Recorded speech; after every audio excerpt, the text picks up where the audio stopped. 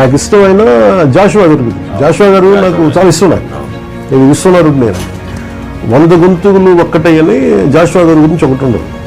దాంట్లో ఈయన జాషువా గారి గురించి ఈయన రాసింది. యాక్చువల్ జాషువా గారి గురించి ఇది అంటే కులమతాలు గీచుకున్న గీతాల చూచి పంజరాన పట్టుబడను నేను, నిఖిల లోకమెట్లు నిర్ణయించిన నాకు పరుగు లేదు, విశ్వనరుడు నేను అన్నది ఈయన జాషువా గారు.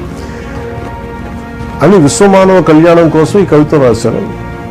ఈ దేశంలోని చాలామంది దేశం నాకేమిచ్చిందని ప్రశ్నిస్తుంటే జాషువా తాను ఎంత కులపీడను అనుభవించినా దేశాన్ని నిందించలేదు, తెలుగు జాతిని నిందించలేదు, జాతీయతను వదిలిపెట్టలేదు.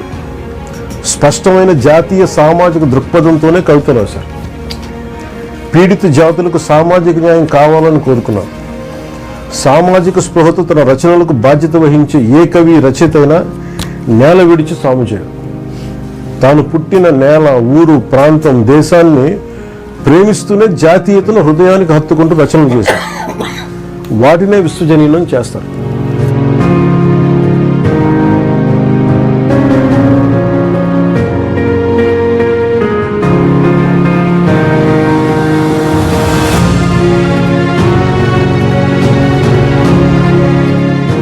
Come to one common minimum understanding. I think ఇక్కడి నుంచి పెర్క్యులేట్ అవ్వాలి అనే ఉద్దేశంతో ఇది నేనేమనుకున్నాను అంటే సార్, ఇది సేనా గళం అని పెడదాం.